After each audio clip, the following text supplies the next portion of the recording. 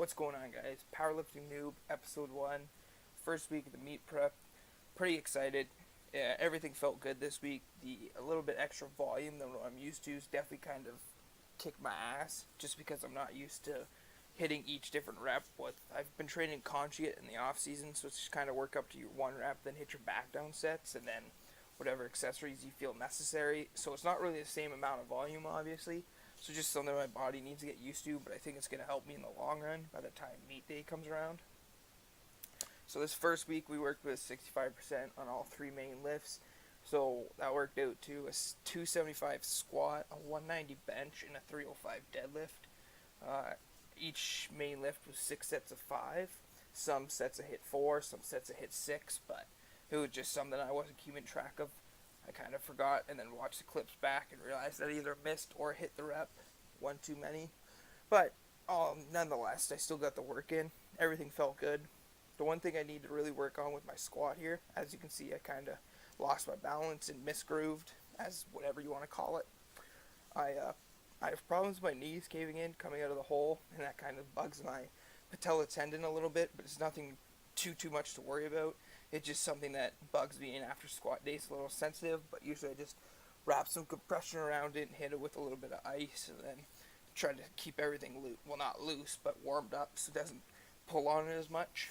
And then another thing I have a problem with is leaning too far over with my low bar, but I think I've done a much better job at keeping that under control. But obviously with the 65% range, it's not too heavy, which is good, so I can work at that. But obviously once I get to the heavier weights, then it might start to limit me a little bit.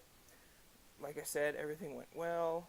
Squats are looking good. I've started drawing in my elbows a bit more to keep it tight, and then breathing into my gut as well, keeping me a little bit more stable.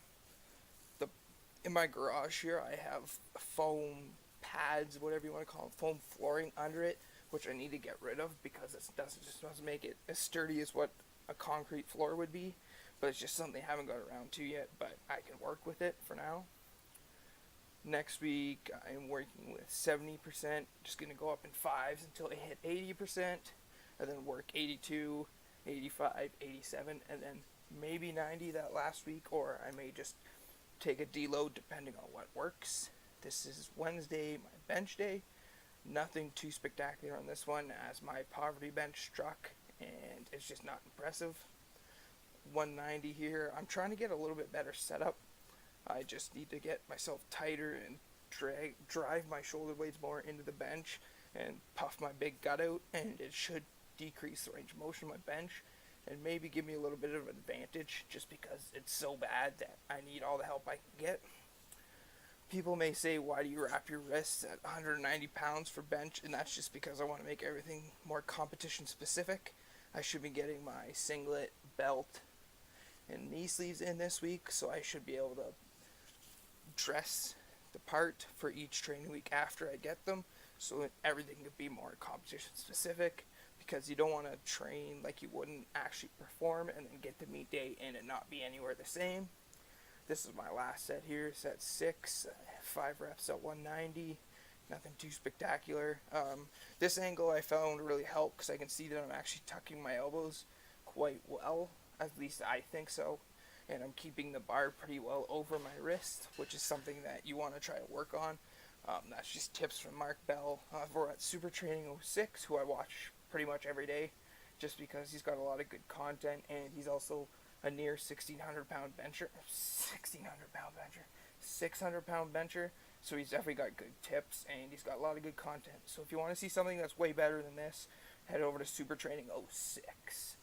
And this last bench movement here, it's my version of the band bell bench. It's just a 25 pound plate and a 5 pound plate tied together with a small resistance band and slid on the end of the bar.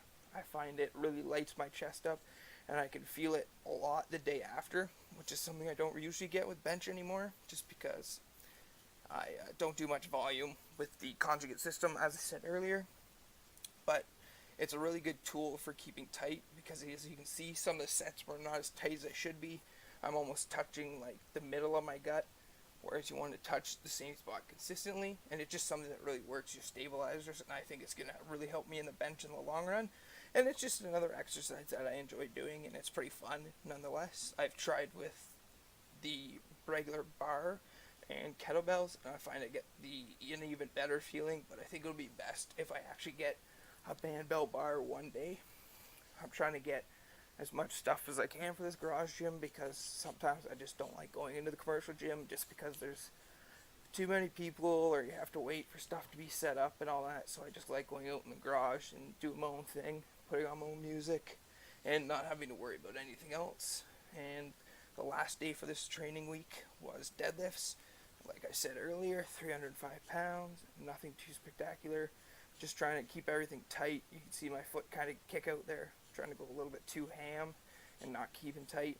I want to try to sink myself into position better from the next few weeks coming and keep my lats tighter. I find I have a problem with rounding my back slightly, which also I think limits my lockout strength, which is already weak as it is.